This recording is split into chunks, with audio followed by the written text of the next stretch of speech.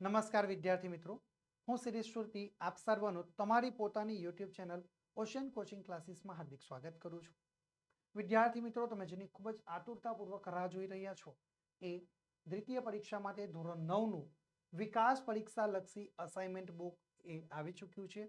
સરસ મજાનો નવા રૂપ, રંગ અને ડિઝાઇન સાથે તમારા માટે આવી ચૂક્યું છે. એટલે વિદ્યાર્થી મિત્રો, દ્વિતીય પરીક્ષા માટે તમારે હવે ક્યાંય કોઈ ચિંતા કરવાની જરૂર રહેતી નથી, કારણ કે અમે તમારા માટે અહીંયા આગળ સંપૂર્ણ અને સચોટ સોલ્યુશન લઈને આવી ચૂક્યા છે. વિદ્યાર્થી મિત્રો, આજના આ વિડીયોની અંદર આપણે વિદ્યાર્થી મિત્રો ધોરણ 9 જેનો વિષય છે ગુજરાતી વિકાસ પરીક્ષા લક્ષી અસાઇનમેન્ટ, જે દ્વિતીય પરીક્ષા માટે ખૂબ જ મહત્વનું રહ્યું છે, જેનો વિભાગ ડી નું આપણે સંપૂર્ણ અને સચોટ સોલ્યુશન મેળવશું.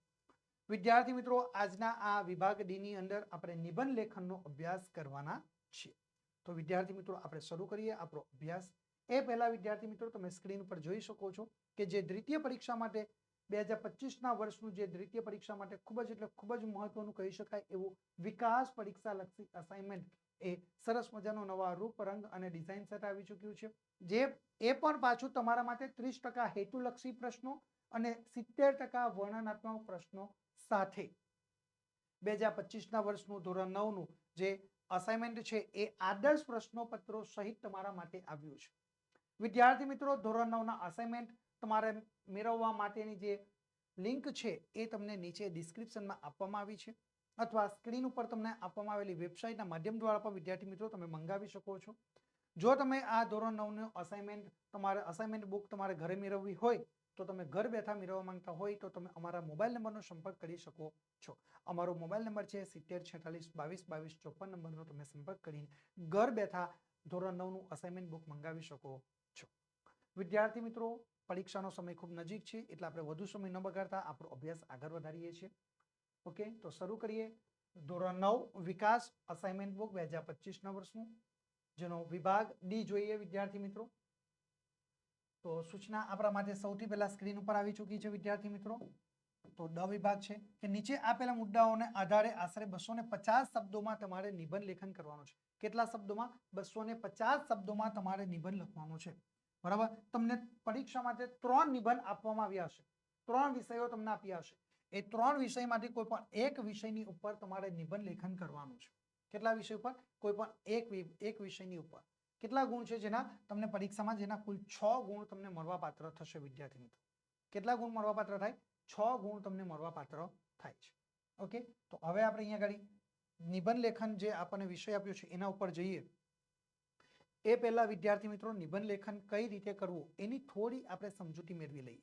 ઓકે, તો વિદ્યાર્થી મિત્રો, નિબંધ લેખન કરતા પહેલા આપણે સૌથી મહત્વની બાબત છે કે ભાઈ એને આપણે કઈ રીતે લખી શકીએ, એ પ્રશ્ન તમારા મનમાં થવો જોઈએ.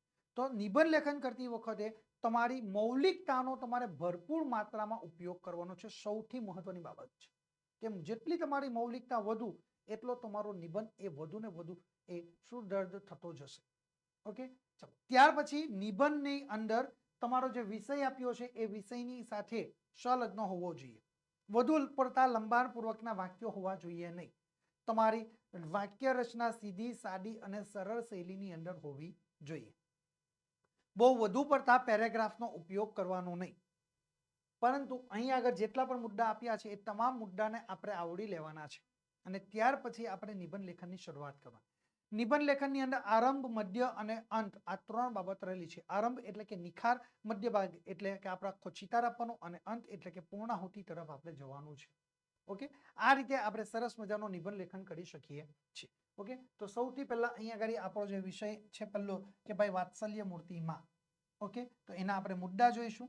તો સૌથી પહેલો છે પ્રસ્તાવના, માતા બાળકનું લાલન પાલન, માતા બાળકનું ઘડતર, માતાનો અતૂટ સ્નેહ, માતા વિનાનો સૂનો સંસાર અને ઉપસંહાર. ઓકે, આટલા મુદ્દાઓને આપણે આવરી લેવાના છે અને ત્યાર પછી વિદ્યાર્થી મિત્રો આપણે આપણો અભ્યાસ આગળ વધારવાનો છે. ચલો, હવે આપણે જોઈએ તો આપણે નિબંધ લેખનની શરૂઆત કેવી રીતે કરી શકીએ. તો નિબંધ લેખનની શરૂઆતની અંદર આપણે પેરેગ્રાફ પાડીને શરૂઆત કરવાની છે. એ પહેલા જો તમને સંસ્કૃતમાં, હિન્દીમાં, અંગ્રેજી ભાષામાં કે ગુજરાતીની અંદર કોઈ લેખક, કવિ, બરાબર, તો કોઈની બી તમે સરસ મજાની પંક્તિનો ઉપયોગ પણ તમે કરી શકો છો. બરાબર, અને સરસ મજાનો નિબંધનો તમે આકર્ષિત બનાવી શકો છો. તો આપણે પેરેગ્રાફ પાડીને અહીંયા આગળ લખવાની શરૂઆત કરીએ કે ભાઈ વેદ મંત્રોમાં માતા, પિતા, ગુરુ અને અતિથિને દેવ ગણવામાં આવ્યા છે. એમાં સૌ પ્રથમ ઉલ્લેખ એ માતાનો કરવામાં આવે છે. શાનો? એમાં સૌ પ્રથમ ઉલ્લેખ કોનો કરવામાં આવ્યો છે? માતાનો ઉલ્લેખ કરવામાં આવ્યો છે. એ તેને અનુસરીને આજે પણ આપણે મોપવ એ સૂત્રને ભૂલી શકતા નથી. આજે પણ આપણે ઘણી બધી બાબતોને આપણે યાદ રાખી શકીએ છીએ. આ સંસારમાં આપણા 100 સગા હશે, પણ એમાંનું એક પણ સગું એ માતાની તુલનાએ આવી શકતું નથી. એટલા માટે તો કહેવાય કે માં તે માં, બીજા બધા વગડાના વા. બરાબર, એની માતાની તુલનાએ ક્યાંય આ જગતની અંદર કોઈ પણ પ્રકારની વસ્તુ કોઈ આવી શકતું નથી. ફરી પાછો પેરેગ્રાફ પાડવાનો અને લખવાની શરૂઆત કરવાની કે માતા અનેક કષ્ટો વેઠીને બાળકને જન્મ એ આપે છે. ત્યાર પછી એથી અનેક ગણા વધુ એ કષ્ટો વેઠીને તેને ઉછેરે છે. માતા પોતાના બાળકની સતત કાળજી રાખે છે. એ બાળક પથારી ભીની કરે છે ત્યારે તેને સૂકામાં સુવડાવે છે અને પોતે એ ભીનામાં સૂય છે. આમ માં એ બાળકના જીવનમાં એ ઓતપ્રોત થઈ જાય છે. બાળકના અભ્યાસમાં માં જ સૌથી વધારે ધ્યાન પણ આપવામાં માં જ એ સૌથી વધુ ધ્યાન આપે છે. બાળક માંદું થાય, બીમાર થાય છે ત્યારે માં એ ઉજાગરા વેઠીને તેની સેવા ચાકરી પણ કરે છે. બાળક મોટું અને સમજનું થાય તો પણ તેને એ રેદું મૂકતા માનો જીવ ચાલતો નથી. પેરેગ્રાફ પાડીને ફરી પાછું લખવાનું કે માં બાળકને એ બગીચામાં ફરવા લઈ જાય છે. શું લઈ જાય છે? માં બાળકને બગીચામાં ફરવા લઈ જાય છે, મંદિરે દર્શન કરવા માટે લઈ જાય છે. અને જ્યારે માં એ પોતાના પિયરમાં એટલે કે પોતાના પિતાના ઘરે જાય છે ત્યારે પણ માં બાળકને પોતાની સાથે જ એ લઈ જાય છે. વળી માં બાળકને રામાયણ, મહાભારતની એ રાજા રાણીની, પરીઓની અને પશુઓની વાર્તાઓ પણ કહે છે. આમ બાળકને માટે માતા એ કેવળ જન્મદાત્રી નથી જ. શું? આમ બાળકને માટે માતા એ માત્ર ને માત્ર જન્મ આપનારી જ નથી, પરંતુ સંસ્કારોનું સિંચન કરનાર એક શિક્ષક પણ છે. એટલા માટે જ એ કહ્યું છે. આથી જ કહેવાય છે કે એક સંસ્કારી માતા 100 શિક્ષકોની ગરજ સારે. શું કહ્યું છે? આથી જ કહેવાય છે કે એક સંસ્કારી માતા 100 શિક્ષકોની એ ગરજ સારે છે. વનરાજને એ ગુણસુંદરીએ, શિવાજીને જીજાબાઈએ અને ગાંધીજીને પુત્રીબાઈએ યોગ્ય સંસ્કારો આપીને તેમનું જીવન એ ઉન્નત બનાવ્યું છે. શું? વનરાજને ગુણસુંદરીએ, શિવાજીને જીજીબાઈએ અને ગાંધીજીને પુત્રીબાઈએ એ યોગ્ય સંસ્કારો આપ્યા અને તેમનું જીવન છે એ ઉન્નત બનાવેલું જોવા મળે છે. પેરેગ્રાફ પાડીને લખવાનું કે માતાને એક સંતાન હોય કે 8, પરંતુ માતાનો પ્રેમ બધા માટે એક સરખો જ રહે છે. શું કહ્યું છે? માતાને એક સંતાન હોય કે 8, પરંતુ માતાનો પ્રેમ બધા માટે એક સરખો રહે છે. વળી બાળક એ અંધ અપંગ હોય કે બહેરું મૂંગું હોય, મંદ બુદ્ધિનું હોય કે તેજસ્વી હોય, પરંતુ માતાના પ્રેમમાં કઈ જ એ ફરક પડતો નથી. માતાના પ્રેમમાં ક્યાંય કોઈ જગ્યા પર કોઈ ફરક પડતો નથી. વળી માતૃપ્રેમ માત્ર એ મનુષ્ય જાતિમાં જ જોવા મળે છે. અને આજે એવું હોતું નથી. આ માતૃપ્રેમ છે એટલે માત્ર ને માત્ર મનુષ્ય જાતિમાં જ જોવા મળે છે એવું નથી. મનુષ્ય જાતિમાં જ માત્ર જોવા મળે એવું ક્યાંય નથી. પક્ષીઓ, પ્રાણીઓમાં પણ એ પોતાના બચ્ચાને ચાહે છે, એને વહાલ કરે છે. ગાય એના વાછરડાને પોતાના જીવની જેમ એને જાળવે છે. એ જે વાંદરી એ પોતાના બચ્ચાને એ શરીરે વળગાડીને જ એ હંમેશા માટે ફરતી જોવા મળે છે. પક્ષીઓ ચણ લાવીને પોતાના બચ્ચાની ચાંચમાં મૂકે છે અને તેને ખવડાવે છે. આથી જ કવિ બોટાદકરે સરસ મજાની એક પંક્તિ ગાય છે કે જનનીની જોડ સખી નહીં જડે રેલો. શું કહ્યું છે કવિ બોટાદકરે? કે જનનીની જોડ સખી નહીં જડે રેલો. એ સરસ મજાની આ પંક્તિ કવિ બોટાદકરે એ રજૂ કરી છે. પેરેગ્રાફ પાડીને લખવાનું છે. ઘરમાં માં ન હોય તો બાળકને પણ ઘરમાં રહેવું ગમતું નથી. બાપનું અવસાન થાય તો માતા પોતાના પેટે પાટા બાંધીને પણ બાળકને ઉછેરે છે અને તેનું સારી રીતે જતન કરે છે. એ બાળકનું ઘડતર કરે છે. જ્યારે માતાનું અવસાન થતા બાળક સાવ નિરાધાર થઈ જાય છે. આવા સમયે બાપ પોતાના બાળકને માની જેમ પ્રેમ આપીને એ બાળકનું ઘડતર કરી શકતો નથી. જ્યારે માતાનું અવસાન થાય ત્યારે બાળક કેવો થઈ જાય? બિલકુલ નિરાધાર થઈ જાય છે. આવા સમયે એક પિતા, એ બાપ એ પોતાના બાળકને પોતાની માતા જેટલો પ્રેમ આપી શકતો નથી. તેનું ઘડતર એ રીતે કરી શકતો નથી. આથી જ એમ કહેવાય છે કે ગોડે ચડનાર બાપ મરજો પણ દળનાર માનવ મરજો. શું કહ્યું છે? ગોડે ચડનાર બાપ મરજો પણ દળનાર એ માનવ મરજો. પ્રેમાનંદે સરસ મજાનું એના માટે ગાયું છે કે ગોળ વિના મોરો કંસાર, મા વિના સૂનો સંસાર. પ્રેમાનંદે શું કહ્યું છે? ગોળ વિના મોરો કંસાર અને મા વિના એ સૂનો સંસાર. સરસ મજાનું આ અહીંયા આ ગાયેલું છે, જોવા મળે છે. અનેક પેરેગ્રાફ પાડીને લખવાનું કે અનેક કષ્ટો વેઠીને એ બાળકના જીવનનું ઘડતર કરનાર માને પોતાના બાળક પાસેથી કોઈ અપેક્ષા હોતી નથી. એક માતાને પોતાના બાળકની પાસેથી ક્યાંય કોઈ પ્રકારની અપેક્ષા હોતી નથી. તેને તો એક જ ઈચ્છા હોય છે કે મારું બાળક સુખી થાય. શું થાય છે? માતાને શું ઈચ્છા હોય? પોતાનું બાળક સુખી થાય, એ જ એને એક ઈચ્છા હોય છે. આવી માને ગર્ભમાં જ્યારે પુત્ર તરફથી માનને બદલે અપમાન અને પ્રેમને બદલે તિરસ્કાર મળે છે ત્યારે તેનું હૈયું વેદના અનુભવતું હશે. શું? જ્યારે બાળક એ સુખી થાય એવી જ એક માની ઈચ્છા હોય છે, અને આવી માને ગર્ભમાં જ્યારે પુત્ર તરફથી એ માતાને માનને બદલે અપમાન મળે છે અને પ્રેમને બદલે તિરસ્કાર મળે છે ત્યારે એનું હૈયું એ વેદના અનુભવતું હોય છે, દુઃખ અનુભવતું હોય છે. માનું ઋણ આપણે ક્યારેય ભરપાઈ કરી શકીએ તેમ નથી. એ જન્મ આપનાર માતાનું ઋણ આપણે ક્યારેય એ ભરપાઈ કરી શકીએ એમ નથી. આથી જ કવિ એ મલબારીએ ગાયું છે કે અર્પી દઉં સો જન્મ એવડું માં તુજ લહેણું. મલબારીએ શું કહ્યું છે? કે અર્પી દઉં સો જન્મ એવડું માં તુજ લહેણું. ખરેખર જનની અને જન્મભૂમિ એ સ્વર્ગથી પણ મહાન છે. શું છે? ખરેખર જનની અને જન્મભૂમિ એ સ્વર્ગથી પણ એ મહાન છે. જનની જન્મભૂમિ સ્વર્ગાદપી ગરીયસી. સંસ્કૃતની અંદર આ સરસ મજાની પંક્તિ એ પ્રચલિત રહેલી જોવા મળે છે. આ રીતે વિદ્યાર્થી મિત્રો આપણે સરસ મજાના નિબંધ તૈયાર કરી શકીએ છીએ. ચલો હવે આપણે આગળ બીજો નિબંધ જોઈએ વિદ્યાર્થી મિત્રો. એનો વિષય છે ગરવી ગુજરાત. એના મુદ્દા જોઈએ આપણે તો પ્રસ્તાવના, સ્થાન, પર્વતો, નદીઓ, બંદરો, યાત્રાધામો, ગુજરાતની સંસ્કૃતિ, ગુજરાતના વેપારીઓ, ભાષા અને ઉપસંહાર. ઓકે, હવે અહીંયા આગળ આપણે નિબંધની શરૂઆત કરીએ છીએ. તો શરૂઆત આપણે પંક્તિથી કરીએ છીએ કે જય જય ગરવી ગુજરાત, જય જય ગરવી ગુજરાત, અરુણે દીપે અરુણું પ્રભાત, જય જય ગરવી ગુજરાત, દીપે અરુણું પ્રભાત. આ સરસ મજાની પંક્તિનો આપણે ઉપયોગ કરીને આપણે નિબંધની શરૂઆત કરીએ છીએ. કે પેરેગ્રાફ પાડીને લખવાનું કે આ પંક્તિઓ ગાતા જ આપણા હૈયામાં ગુજરાત પ્રત્યેનો પ્રેમ એ ઉભરાઈ જાય છે. શું કહ્યું છે?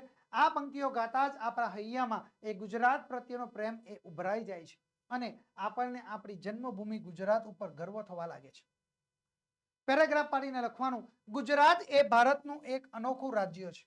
શું કરવાનું? પેરેગ્રાફ પાડવાનો છે અને લખવાનું છે અહીંયાથી. બરાબર? ક્યાંથી? અહીંયાથી કે ભાઈ ગુજરાત એ ભારતનું એક અનોખું રાજ્ય છે. ગુજરાત ભારત દેશની પશ્ચિમ દિશાએ આવેલું એક સમૃદ્ધ, શું ગુજરાત એ પશ્ચિમ દિશાએ આવેલું એક સમૃદ્ધ અને શિક્ષિત રાજ્ય છે. ગુજરાતની પશ્ચિમી અરબી સમુદ્ર, ઉત્તરે એ રાજસ્થાન, પૂર્વે મધ્યપ્રદેશ અને દક્ષિણે મહારાષ્ટ્ર આવેલ છે. ગુજરાતમાં ઘણી બધી લોકમાતા એવી નદીઓ પણ વહે છે, જેમાં નર્મદા, તાપી, મહીસાગર, સાબરમતી જેવી એ મુખ્ય નદીઓ આવેલી પણ જોવા મળે છે. ગુજરાતની સમૃદ્ધિમાં આ નદીઓનો મોટો એ ફાળો છે. ગુજરાતમાં ગિરનાર, પાવાગઢ, ચોટીલા, શેત્રુંજય જેવા પર્વતો પણ આવેલા આપણને જોવા મળે છે. આમ ગુજરાતમાં વિવિધ ધર્મના લોકો રહે છે અને તેથી અહીં વિવિધ ધાર્મિક સ્થળો પણ એ વિકાસ પામેલા જોવા મળે છે. જેમાં આપણે જોઈએ તો સોમનાથ, દ્વારકા, પાલિતાણા, અંબાજી, વડતાલ, ડાકોર, વીરપુર, સાળંગપુર, બહુચરાજી, શામળાજી, ચોટીલા, પાવાગઢ, માતાનો મઢ જેવા પ્રસિદ્ધ યાત્રાધામો આપણને આવેલા ગુજરાતની અંદર જોવા મળે છે. અહીં દર વર્ષે લાખો યાત્રાળુઓ દર્શન કરવા આવે છે. ગુજરાતને વિશાળ દરિયા કિનારો પણ પ્રાપ્ત થયો છે. તેના કિનારે આપણે જોઈએ તો કંડલા, વેરાવળ, બેડી, માંડવી જેવા સમૃદ્ધ બંદરો પણ આવેલા આપણને જોવા મળે છે. ગુજરાતના ઉંબરાત, તિથલ, ડુમ્મસ, સાપુતારા અને ચોરવાડ જેવા પ્રવાસધામો એ પ્રવાસીઓને પોતાના તરફ આકર્ષિત પણ કરી રહ્યા છે. જ્યારે ગુજરાતમાં આવેલું કચ્છ અને એ કચ્છ એ અનોખું પ્રવાસન સ્થળ છે, જ્યાં દર વર્ષે એ રણોત્સવની ઉજવણી પણ કરવામાં આવે છે. રણમાં દેખીતી રીતે કોઈ જ રેતી દેખાતી નથી અને તેથી દુનિયાનું એ અનોખું રણ છે. શું? રણમાં દેખીતી રીતે કોઈ જ ત્યાં આગળ રણ રેતી દેખાતી નથી, તેથી એ દુનિયાનું અનોખું રણ છે. પેરેગ્રાફ પાડીને લખવાનું છે કે ગુજરાતની સંસ્કૃતિના ઘડતરમાં અનેક સંતો અને કવિઓનો ફાળો આપણને રહેલો જોવા મળે છે. જેની અંદર નરસિંહ મહેતા જોઈએ, મીરાબાઈ જોઈશું, અખો જોઈએ, દયારામ જોઈએ, નર્મદ જોઈએ, કવિ કલાપી જોઈએ, મેઘાણી, કનૈયાલાલ મુનશી, ઉમાશંકર જોશી, સુંદરમ, ગીજુભાઈ બધેકા વગેરે જેવા કવિઓ અને સાહિત્યકારોએ ગુજરાતી સાહિત્યને એ સમૃદ્ધ પણ બનાવેલું જોવા મળે છે. ગાંધીજી, સરદાર વલ્લભભાઈ પટેલ, બરાબર, ગાંધીજી, સરદાર વલ્લભભાઈ પટેલ, કનૈયાલાલ મુનશી, દાદાભાઈ નવરોજી જેવા મહાપુરુષો આપણા દેશની આઝાદી અપાવી છે, જેની અંદર ઠક્કર બાપા અને રવિશંકર મહારાજ જેવા સમાજ સેવકો એ ગુજરાતની ભૂમિના એ નર રત્નો પણ આપણે જેને કહી શકીએ છીએ. ગુજરાતીઓ સાહસિક અને વેપારી છે. ગુજરાતની પ્રજા કેવી છે? સાહસિક છે, વેપારી છે, પ્રવાસન સ્થળોથી ભરપૂર રહ્યું છે ગુજરાત. પ્રાચીન કાળથી જ ગુજરાતી વેપારીઓ એ પરદેશ સાથે વેપાર ખેંચતા રહ્યા છે. પ્રાચીન કાળથી, અત્યારથી નહીં, બહુ વર્ષોથી એ શરૂઆત છે.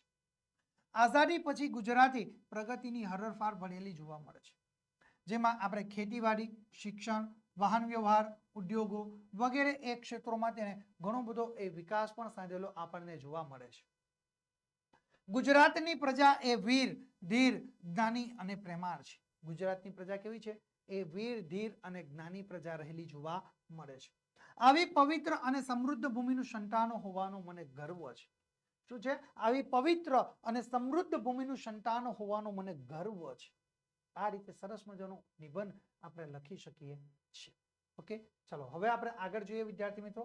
આપણો જે આગળનો નિબંધ છે, બરાબર, એ વસંતનો વૈભવ, બરાબર. ચલો એના મુદ્દા જોઈએ.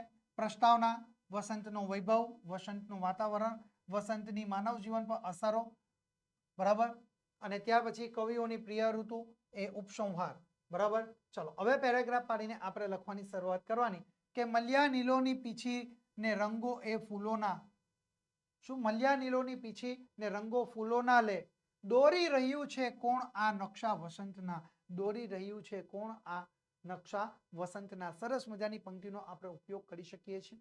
અને મનોજ ખંડેરિયા પ્રત્યે ઋતુને તેના આગવા રૂપ, રંગ અને સૌંદર્ય હોય છે. મનોજ ખંડેરિયા પ્રત્યેક ઋતુને તેના આગવા રૂપ અને રંગ અને સૌંદર્ય તેના હોય છે, એવું તે જણાવે છે. એમાં વસંત ઋતુના સૌંદર્યની તો વાત જ નિરાળી છે. કોણ કહે છે? મનોજ ખંડેરિયા. શું કહે છે કે ભાઈ વસંત ઋતુના સૌંદર્યની તો વાત જ એ બિલકુલ નિરાળી હોય છે. વસંત એ નવસર્જનની ઋતુ છે. વસંતના આગમન સાથે જ વૃક્ષોના દેહમાં એ નવો પ્રાણ પ્રગટે છે.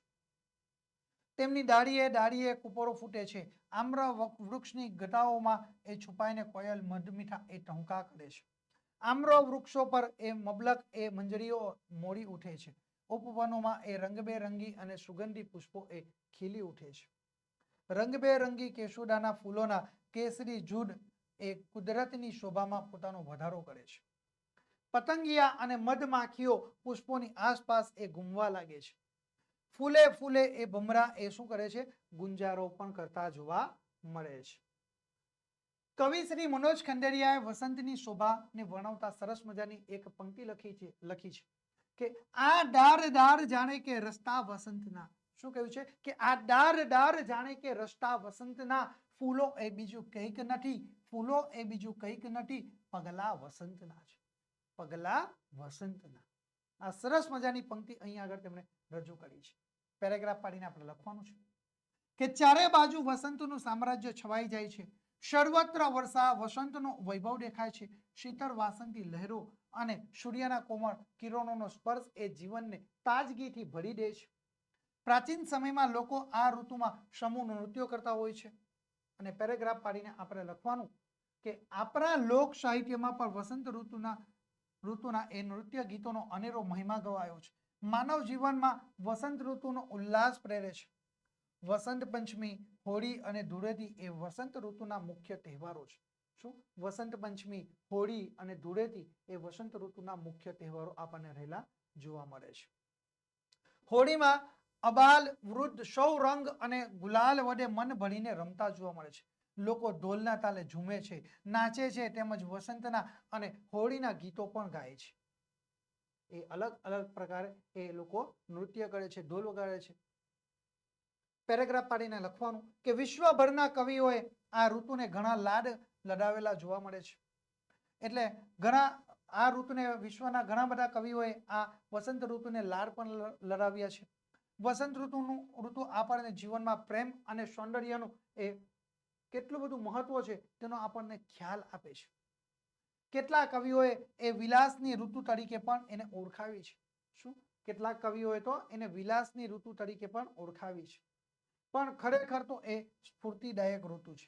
પરંતુ ખરેખર તો એ સ્ફૂર્તિદાયક એ ઋતુ રહેલી જોવા મળે છે. વસંતના સૌંદર્યને માણવા માટે આપણે ખુલ્લામાં વૃક્ષો પાસે કે બાગ બગીચા કે જંગલમાં જવું જોઈએ. શું કહ્યું છે કવિએ? કે ખરેખર વસંતના સૌંદર્યને આપણે માણવું હોય તો આપણે ખુલ્લામાં વૃક્ષો પાસે કે બાગ બગીચામાં કે જંગલમાં આપણે જવું જોઈએ.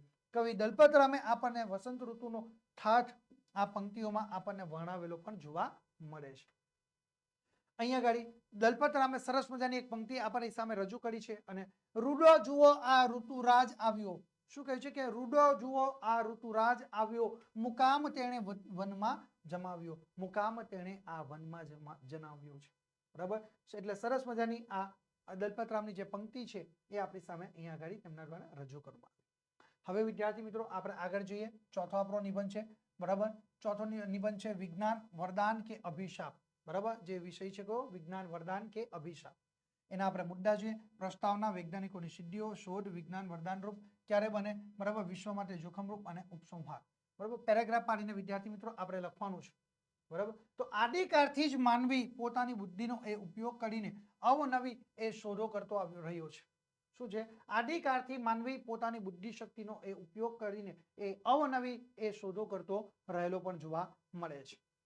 વિદ્યાર્થી મિત્રો અહીં આગળ જે મુદ્દાઓ છે તેની અંદર તમે થોડા ઘણા આગળ પાછળ ચેન્જીસ પણ તમે તમારી જાતે કરી શકો છો. ઓકે, પરંતુ વિજ્ઞાન અને ટેકનોલોજીનો વિજ્ઞાન વરદાન કે અભિશાપની અંદર તમે આ જ નિબંધ તમે લખી શકો છો. આજ સુધીની શોધો તેને સતત કરેલા પ્રયોગો અને પશ્ચિમનો પરિશ્રમનું જ એ પરિણામ પર રહ્યું છે. ઈશ્વરે માનવીને બુદ્ધિ આપીને તેનો બધા પ્રાણીઓમાં સર્વોપરી પણ બનાવ્યો છે. પેરેગ્રાફ પાડીને લખવાનું કે માનવીએ દરેક ક્ષેત્રમાં અદ્ભુત શોધો કરી છે. રેલગાડી અને વિમાન જેવા વાહનોની પણ શોધ કરી મુસાફરી ઝડપી બની રહી છે. ટેલિફોન, તાર, ફેક્સ અને કોમ્પ્યુટર જેવા સાધનો વડે એ સંદેશાની આપ-લે એ ખૂબ જ ઝડપથી થઈ શકે છે. ટેલિવિઝનની શોધથી માનવી એ ઘરના ઓરડામાં આરામથી બેસીને એ દેશ વિદેશના સમાચાર એ જોઈ સાંભળી શકે છે. શું કરી શકે છે? એ ટેલિવિઝનની મદદથી શોધથી માનવી એ ઘરના ઓરડામાં આરામથી બેસીને દેશ વિદેશના સમાચાર જોઈ શકે છે, સાંભળી શકે છે. તેને સિનેમા જોવા માટે થિયેટરમાં કે ક્રિકેટ જેવી રમતો જોવા માટે એ સ્ટેડિયમ પર જવાની જરૂર રહેતી નથી. આથી સમય, શક્તિ અને પૈસાનો આપણે બચાવ પણ કરી શકીએ છીએ. રેડિયો અને ટેપ રેકોર્ડર તેને મનોરંજન પૂરું પાડે છે. કેલ્ક્યુલેટરની મદદથી માણસ અનેક પ્રકારની જટિલ એ ગણતરીઓ અત્યંત ઝડપથી અને ચોકસાઈપૂર્વક કરી શકે છે. કોમ્પ્યુટરની મદદથી માનવી એ કલ્પનામાં પણ આવે એવા વિવિધ કામો એ કરી શકે છે અને અનેક પ્રકારની ચોક્કસ માહિતીઓ પણ મેળવી શકે છે. અત્યારે આપણે જે ઓનલાઈન અભ્યાસ કરી રહ્યા છીએ એ પણ વિદ્યાર્થી મિત્રો વિજ્ઞાનને કારણે જ છે. અહીંયા આપણા વિજ્ઞાન જ કામ કરી રહ્યું છે. વિજ્ઞાનને એ લાભદાયી છે. ઓકે, ચલો આપણે આગળ પેરેગ્રાફ પાડીને લખવાનું કે વિજ્ઞાનની શોધોને પરિણામે આજે ગગનચુંબી ઇમારતો, પુલો, બંધો વગેરે બાંધવાનું એ બિલકુલ સરળ બની ગયું છે. સુંદર, સુઘડ એ રંગબેરંગી અને ઝડપી છાપકામ થઈ શકે છે. તમે સ્ક્રીન ઉપર જોઈ શકો છો. સરસ મજાનો તમને આકર્ષક એ તમારા માટે પાવરપોઈન્ટ પ્રેઝન્ટેશન દ્વારા તમને સમજૂતી આપવામાં આવી રહી છે. આ બધું વિજ્ઞાનના કારણે જ છે વિદ્યાર્થી મિત્રો. ઔષધ ક્ષેત્રે થયેલી શોધોથી અસાધ્ય રોગોનો પણ આજે આ ઈલાજ એ શક્ય બન્યો છે. હવે એ પીડા રહિત શસ્ત્રક્રિયા કરી શકાય છે. વળી આજે તો શરીરના અંગો પણ એક શરીરના અંગો બીજા મનુષ્યના શરીરની અંદર એ દાખલ પણ કરી શકીએ છીએ, જોડી શકીએ છીએ. પેરેગ્રાફ પાડીને લખવાનું વિજ્ઞાનની મહાન શોધોમાં વીજળીની શોધને પાયાની શોધ કહી શકાય છે. કે ભાઈ વીજળીની મદદ વડે જ એ રેડિયો, ટીવી, ટેપ રેકોર્ડર, ઇસ્ત્રી, ઘરઘંટી, air conditioner, refrigerator, washing machine, પંખો, વિદ્યુત ટ્રેન, કોમ્પ્યુટર વગેરે એ કાર્યરત રહે છે. આ બધી વસ્તુઓ એ વિજ્ઞાનને આધારિત થતી જોવા મળે છે. પેરેગ્રાફ પાડીને લખવાનું કે આજે માનવીએ અવકાશી સંશોધનોમાં પણ એ હરણફાળ ભરેલી જોવા મળે છે. માનવીએ ચંદ્ર પર અવકાશયાન મોકલ્યા છે. તે ચંદ્રની માટીને ધરતી પર લઈ આવ્યો છે. પૃથ્વીવાસી આજે મંગળ પર પણ અવકાશયાનો એ મોકલી રહ્યો છે. આપણા વિજ્ઞાનીઓએ અવકાશમાં કૃત્રિમ ઉપગ્રહો એ તરતા મૂક્યા છે. અણુબોમ્બ બનાવીને દેશની તાકાતમાં અનેક ગણો આપણે વધારો પણ કરેલો જોવા મળે છે. ચલો પેરેગ્રાફ પાડીને લખવાનું કે વિજ્ઞાનના અનેક ઉપકારો છતાં એની બીજી બાજુ ઘણી બધી ભયાનક પણ રહી છે. વિજ્ઞાન એક તરફથી આપણા માટે વરદાન રૂપ રહ્યું છે, તો બીજી તરફ એ આપણા માટે એક ભયજનક પણ રહ્યું છે. જેની એ હકારાત્મક અસરો છે, એની નકારાત્મક અસરો પણ રહેલી છે. એક જ સિક્કાની બે બાજુ છે, જેનો લાભ છે તેનો નુકસાન પણ છે. ઓકે, તો વિજ્ઞાને માનવજાતની સલામતીને એ જોખમમાં મૂકી દીધી છે. મિલો, કારખાના તેમજ વાહનોના ધુમાડા અને ઘોંઘાટથી હવા તથા અવાજનું પ્રદૂષણ એ આજે દિવસે ને દિવસે ખૂબ જ વધી ગયું છે. કારખાનાઓ દ્વારા એ ઠાલવવામાં આવતું કેમિકલ શુદ્ધ પાણીમાં ભળતા પાણીનું પ્રદૂષણ વધ્યું છે.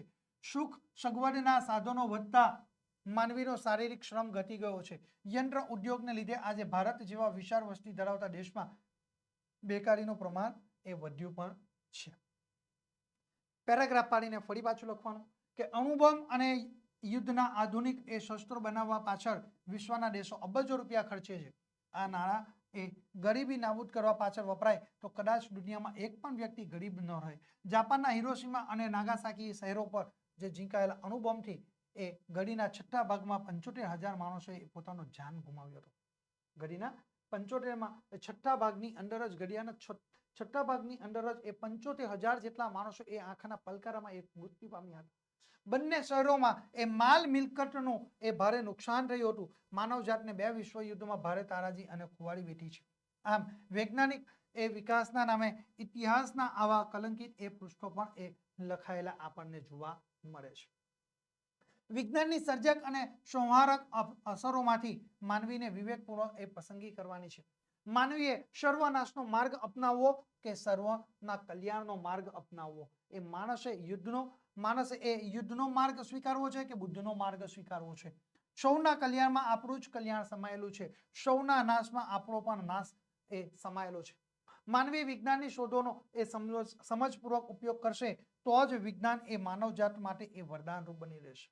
જો આપણે વિજ્ઞાનનો સમજદારીપૂર્વકનો ઉપયોગ કરીશું તો જ એ આપણા માટે વરદાનરૂપ બનવાનું છે. અન્યથા એ આપણા માટે વરદાનરૂપ બનવાનું નથી. ચાલો હવે આપણે આગળ જોઈએ વિદ્યાર્થી મિત્રો. એ 5મો નિબંધ છે વિશ્વ બંધુત્વ. કયો નિબંધ છે? વિશ્વ બંધુત્વ. ચાલો એના મુદ્દા જોઈએ. પ્રસ્તાવના, ભારતીય સંસ્કૃતિ, વસુદેવ કુટુંબકમ ભાવનાનો વિકાસ. બરાબર, કયો અહીંયા ભારતીય સંસ્કૃતિ, પછી વસુદેવ કુટુંબકમની ભાવનાનો વિકાસ, વિશ્વ બંધુત્વની ભાવનામાં એ આત્મીયતાનો સંબંધ અને ઉપસંહાર. ઓકે, આટલા એના મુદ્દા છે. મુદ્દાની અંદર આગળ પાછળ થોડા થાય તો કઈ ચિંતા કરવાની જરૂર નથી, પરંતુ તમારું શીર્ષક દેખાય કે વિશ્વ બંધુત્વ એટલે તમારે આ નિબંધ લખવાનો થશે. ઓકે, ચલો હવે અહીંયા આગળ જો પેરેગ્રાફ પાડીને લખવાનું છે કે ભાઈ ભારતીય સંસ્કૃતિ એ ઉચ્ચ, ઉદાત્ત અને મહાન મૂલ્યો પર આધારિત રહેલી છે. વેદમાં નિરૂપેલી ઓમ સહ એ નાવવંતુ સહનો ભુનક્તઃ. બરાબર, એની પ્રાર્થનામાં વ્યક્તિ વચ્ચે એકતાનો સુર એ પ્રગટ થયો છે. શું છે? એ પ્રાર્થનાની અંદર વ્યક્તિ વચ્ચે એકતાનો એ સુર પ્રગટ થયો છે. આપણે સૌ એક જ પરમાત્માના સંતાનો છે. તમે, હું, આપણે સૌ કોઈ આ જગતની અંદર એક જ પરમાત્માના સંતાનો રહ્યા છે.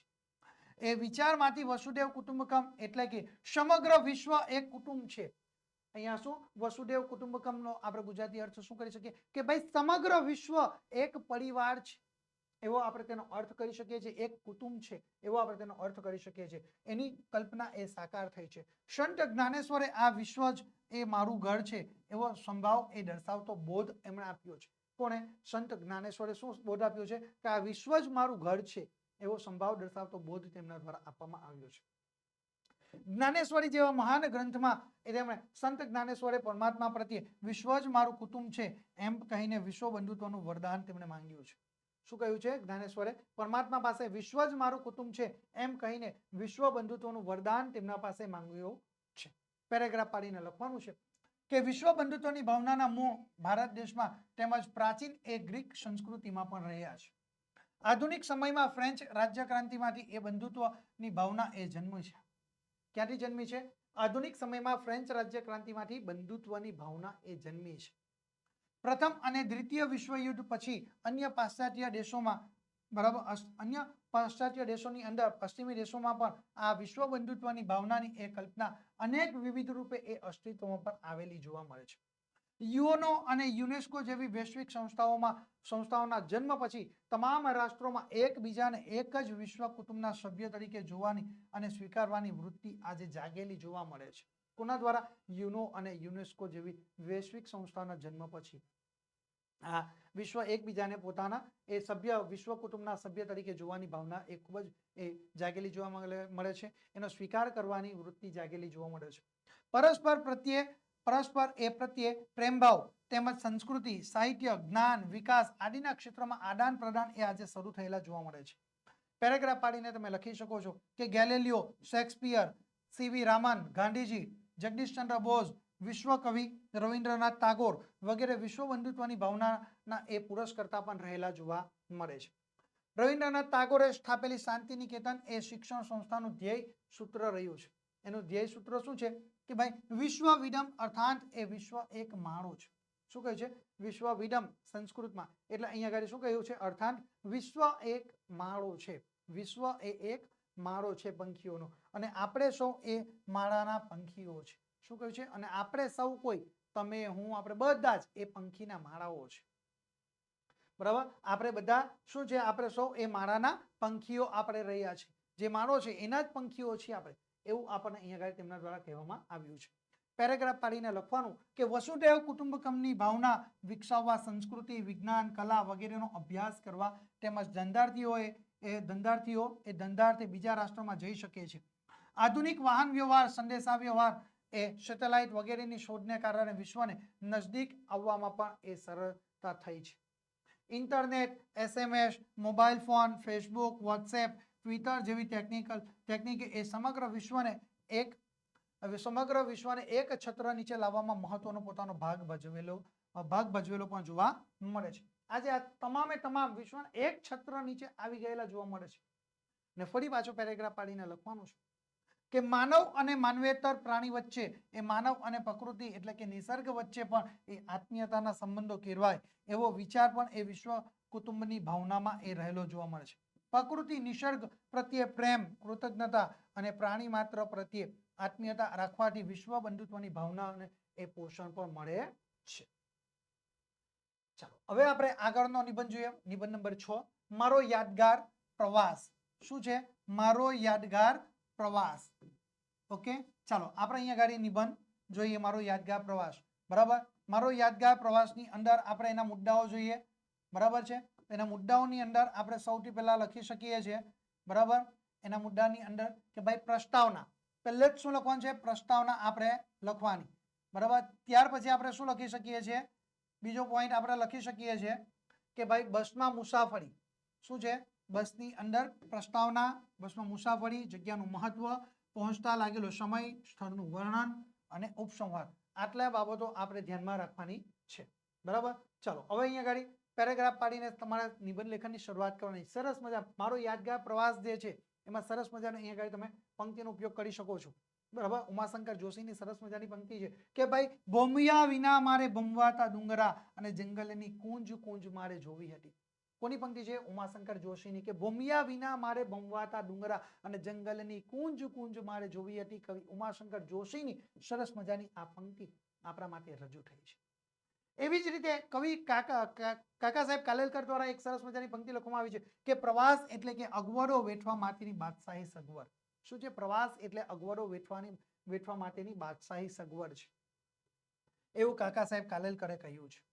પેરેગ્રાફ પાડીને લખવાનું કે ભાઈ પગપાળા પ્રવાસનો આનંદ કંઈક ઓર હોય છે. હું અને મારા મિત્રો દર વર્ષે 3-4 દિવસનો એ પગપાળા પ્રવાસ ખેડીએ છીએ.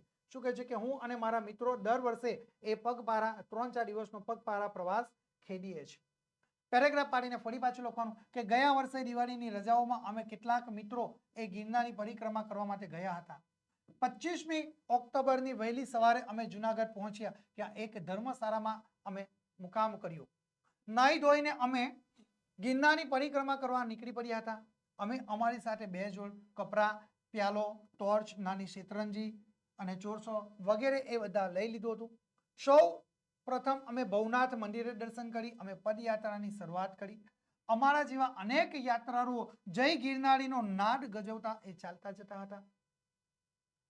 સતત 3 કલાક સુધી ચાલ્યા પછી અમે ચા પાણી કરવા રોકાયા. ત્યાર પછી અમે થોડો સમય આરામ કરી ફરી અમે આગળ વધ્યા. સાંજે એક ખુલ્લા મેદાનમાં આવી પહોંચ્યા. ત્યાં હજારો યાત્રાળુઓ એ વિશ્રામ કરી રહ્યા હતા. અમે પણ એક ખૂણે સિતરંજી બિછાવી દીધી, માથે આબ અને નીચે ધરતી. જિંદગીનો પણ એક અનેરો લાવો હતો. પેરેગ્રાફ પાડીને ફરી પાછું લખવાનું છે કે સવારે 4 વાગ્યે અન્ય યાત્રાળુઓની જેમ દૈનિક ક્રિયા પતાવીને અમે આગળની યાત્રા શરૂ કરી. 3 દિવસમાં 3 પર્વતોની યાત્રા કરવાનો એક ખાસ મહિમા ત્યાં આગળ રહ્યો છે. બપોરે એક સદાવ્રતમાં અમે ભોજન કર્યું. થોડી વાર પછી આરામ કર્યા અને ફરી પાછા અમે અમારી યાત્રાની શરૂઆત કરી. સાંજે અમે હનુમાનજીના મંદિરે આવી પહોંચ્યા. બાજુમાં એક ખેતર હતું. અહીં હજારો યાત્રાળુઓ સાથે અમે પણ વારું કર્યું. રાત્રે ખુલ્લા મેદાનમાં સુવાનો લાવો પણ અમે લીધો હતો. પેરેગ્રાફ પાડીને લખવાનું કે વહેલી સવારે દૈનિક ક્રિયા તથા ચા નાસ્તો કરીને અમે ફરી પાછી પરિક્રમાની શરૂઆત કરી. બગદાણાવાળા સીતારામ બાપાના આશ્રમ તરફથી બપોરના ભોજનની સુંદર વ્યવસ્થા કરવામાં આવી હતી. કોના તરફથી? બગદાણાવાળા એ સીતારામ બાપાના આશ્રમ તરફથી સરસ મજાની બપોરના ભોજનની એ સુંદર વ્યવસ્થા કરવામાં આવી હતી. સેંકડો એ સ્વયંસેવકો પદયાત્રીઓને પ્રેમથી જમાડતા હતા. અહીંના જંગલમાં હજારો યાત્રીઓ માટે ભોજનની વ્યવસ્થા કરવી તે ખૂબ જ ઘણું કપરું મુશ્કેલ ભરેલું કામ જણાતું હતું. અને એ બાપા એ તેમને સૌ કોઈને પ્રેમથી જમજો એવું કહીને તેઓ સૌને ભાવપૂર્વક એ ભોજન પીરસતા હતા. કયા બાપા? એ બગદાણાવાળા સીતારામ બાપા એ સૌ કોઈને શું કહેતા કે પ્રેમથી જમજો એવું કહીને તેઓ સૌને ભાવપૂર્વક એ પોતે ભોજન પીરસતા પણ હતા. અન્નદાન એ શ્રેષ્ઠ દાન છે. શું? અન્નદાન એ શ્રેષ્ઠ દાન છે એ વાત મને અહીં આગળ સમજાઈ ગઈ. ભોજન કર્યા પછી અમે ધીરે ધીરે આગળ ફરી પાછા વધ્યા. પેરેગ્રાફ પાડીને લખવાનું. સાંજે અમે જુનાગઢ પાછા આવ્યા. રાત્રે બસમાં બેસી વહેલી સવારે અમે અમદાવાદ આવી પહોંચ્યા. લોકોની ધાર્મિક ભાવના, નિસ્વાર્થ સેવાવૃત્તિ અને પ્રાકૃતિક સૌંદર્યની વચ્ચે અમને પર્વતારોહણનો અનેરો અનુભવ થયો. આ 3 દિવસ દરમિયાન અમને છાપું, રેડિયો કે ટીવીની ખોજ જરાય સાલી નહોતી. અમારો આ ગિરનાર પ્રવાસ અમને હંમેશા માટે યાદ પણ રહેશે. આ રીતે વિદ્યાર્થી મિત્રો આપણે સરસ મજાનું નિબંધ લેખન કરી શકીએ છીએ. અને એની સાથે આપણે આ રીતે આપણે જે આપણો જે નિબંધ છે એ નિબંધ લેખન આપણે સરસ મજાનું કરી શકીએ છીએ. હવે આપણે આગળનો 7મા નંબરનો નિબંધ જોઈએ કે શિયાળાની સવાર. બરાબર, શિયાળાની સવાર. આપણો જોઈશું મુદ્દા, પ્રસ્તાવના, સવારનું વાતાવરણ, ગામડાનું વાતાવરણ, શહેરનું વાતાવરણ, શિયાળાની સવારનું મહત્વ, સૂર્યોદય સમયનું વાતાવરણ અને ઉપસંહાર.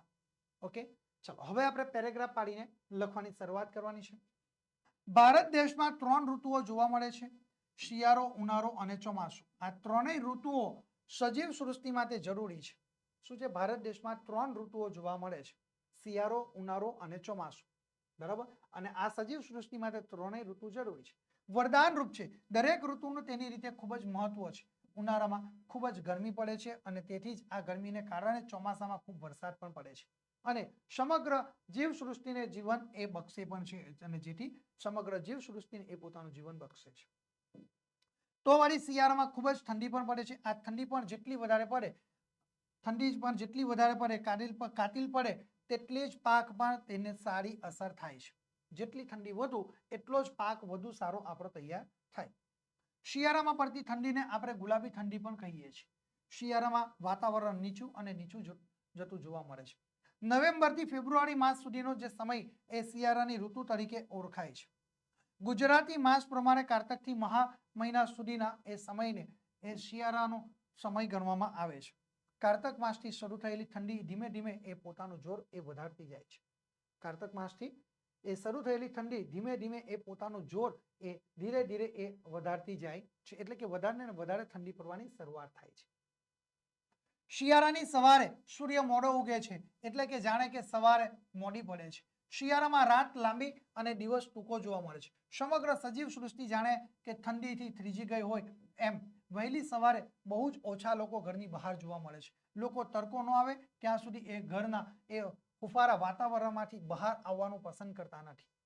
પંખીઓ પણ જાણે કે પોતાના માળા થીજી ગયા હોય તેમ એ વહેલી સવારે બહાર નીકળતા નથી. માણસો પણ એ ઘરમાં હીટર વગેરે એ ચાલુ કરીને બેસી જાય છે. કેટલાક લોકો એ ઘરમાં સગડી પેટાવીને એ તેની આસપાસ બેસી ગરમાવો મેળવે છે. લોકો કપડાથી એ લદાયેલા રહે છે. જે ગરમ વસ્ત્રો છે એ ધારણ કરીને બેસે છે. લોકો વધારે ને વધારે કપડાં પહેરે છે, ગરમ કપડાં પહેરે છે, જેમ કે શાલ, સ્વેટર, મફલર, ટોપી, મોજા, ધાબળા વગેરેનો ઉપયોગ કરીને ઠંડી સામે એ લોકો રક્ષણ પણ મેળવે છે. લોકો શિયાળામાં જાડા કપડાં પહેરવાનું એ વધુ પસંદ કરે છે. ઠેર ઠેર તાપરા સળગાવીને લોકો ઠંડી સામે રક્ષણ પણ મેળવી લે છે. પેરેગ્રાફ પાડીને ફરી પાછું લખવાનું કે ભાઈ શિયાળામાં લોકો જાત જાતના એ વસાણા ખાય છે. ગુંડેર પાક, મેથી પાક, અડદિયા પાક, કાટલો અને ડ્રાયફ્રૂટ વધારે પ્રમાણમાં વપરાય છે. કહેવાય છે કે શિયાળામાં ખાધેલું આખું વર્ષ એ ગુણ કરે છે અને શિયાળામાં જેટલી કસરત કરી હોય તે કસરત પણ આખું વર્ષ એ આપણને અસર કરતી જોવા મળે છે. એટલે જ શિયાળાની વહેલી સવારે લોકો બાગ બગીચા કે રોડ પર મોર્નિંગ વોક કરવા માટે પણ નીકળી પડતા હોય છે. શિયાળામાં બોર, આંબળા અને જામફળ જેવા ફળો એ ભરપૂર માત્રામાં થાય છે અને લોકો હોશે હોશેથી ખાય પણ છે. બીટ અને ગાજરનો રસ બનાવીને એ અથવા તો તેનો હલવો બનાવીને લોકો ખાય છે. શાનો? બીટ અને ગાજરનો રસ બનાવીને એનો ઉપયોગ કરે છે અથવા તો તેનો હલવો બનાવીને પણ લોકો ખાય છે. ટૂંકમાં શિયાળો એટલે જાણે કે ખાવાની અને કસરત કરવાની ઋતુ બની રહે છે. લોકો સવારે ચા નાસ્તો કરવાને બદલે એ શું કરે છે? લોકો વસાના પાક ખાય છે. શું કરે છે? લોકો વહેલી સવારે જે ચા નાસ્તો કરે એની જગ્યા પર શું કરે છે? તો ભાઈ વસાના પાક ખાય છે અને આરામ કરવાને બદલે એ વિવિધ એ ચાલવા જેવી કસરતો કરે છે. શિયાળાની સવાર એ ગુલાબી સવાર તરીકે ઓળખાવવામાં આવે છે. જેવો સૂર્ય દેખાયો ને તેનો કોમળ તડકો પૃથ્વી પર ફેલાય એ સાથે જ લોકો તાપમાં બેસી જાય છે. કુમળો સૂર્યપ્રકાશ મેળવવા માટે પણ લોકો તાપમાં બેસતા જોવા મળે છે. વૃદ્ધો અને બાળકો તો આખો દિવસ તાપ ખાતા આપણને જોવા મળે છે. જે નાના બાળકો છે, બરાબર, વૃદ્ધો છે, એ સૌ કોઈ લોકો એ તાપની અંદર બેઠેલા પણ જોવા મળે છે. લોકો પોતાના કામ એ તાપમાં બેસીને જ કરવાનું પસંદ પણ કરે છે. ગૃહિણીઓ પણ એ તાપ આવતા પોતાના કામે ચઢે છે. શિયાળાના એ ફૂલ ગુલાબી તાપમાં લોકો એક કણકીની પાપડી બનાવે છે. શાળાઓની અંદર પણ વહેલી સવારે પ્રથમ તાસમાં જ બાળકોને મેદાન પર લઈ જઈ એ કસરત કરવામાં આવે છે, જેથી કરીને બાળકોની તંદુરસ્તી સારી રહે અને સાથે સાથે તેમની ઠંડી પણ એ ઉડી જાય. શાળાના બાળકો જાત જાતના રંગીન સ્વેટર અને ટોપીઓમાં સજ્જ થઈને આવે છે. ત્યાં જાણે કે પૃથ્વી પર જુદા જુદા રંગના ફૂલો ખીલ્યા હોય તેવું વાતાવરણ સર્જાય છે. ઘણીવાર તો ઠંડી એટલી બધી એ તીવ્ર બને છે કે આપણું જે શરીર છે એ શરીર આખું ધ્રુજવા પણ લાગે છે અને દાંત આપણા કકડવા પણ એ લાગી જતા જોવા મળે છે.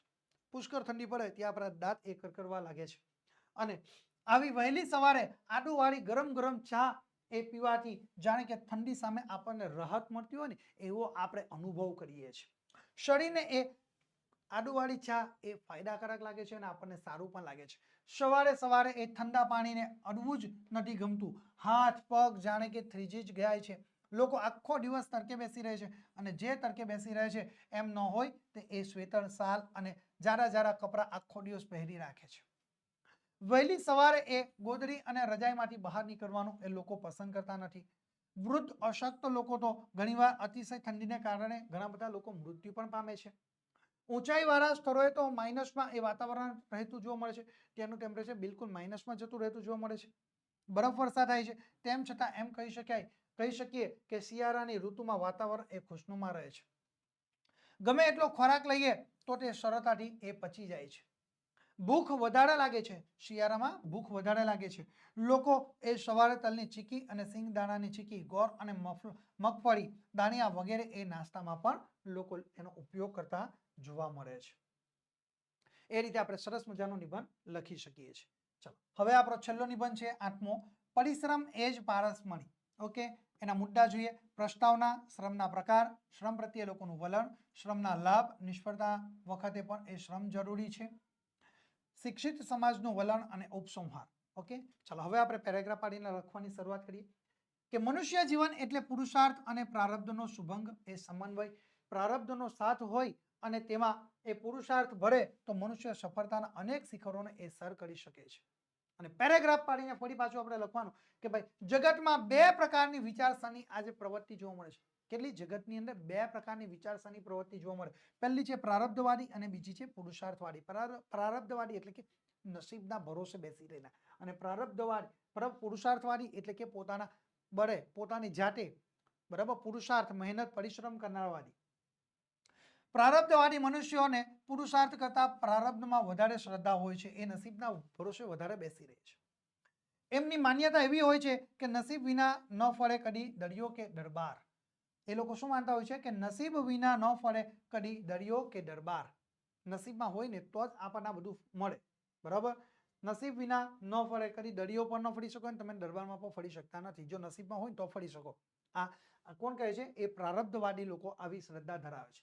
છતાં પ્રારબ્ધવાદી મનુષ્યો તરીકે એ પુરુષાર્થ કરતા નથી એવું નથી, પણ એનો યશ પ્રારબ્ધને આપે છે. એ લોકો પણ એ પુરુષાર્થ તો કરે જ છે, પણ એનો યશ કોને આપે? એ પ્રારબ્ધને આપે, પોતાના નસીબને આપે છે.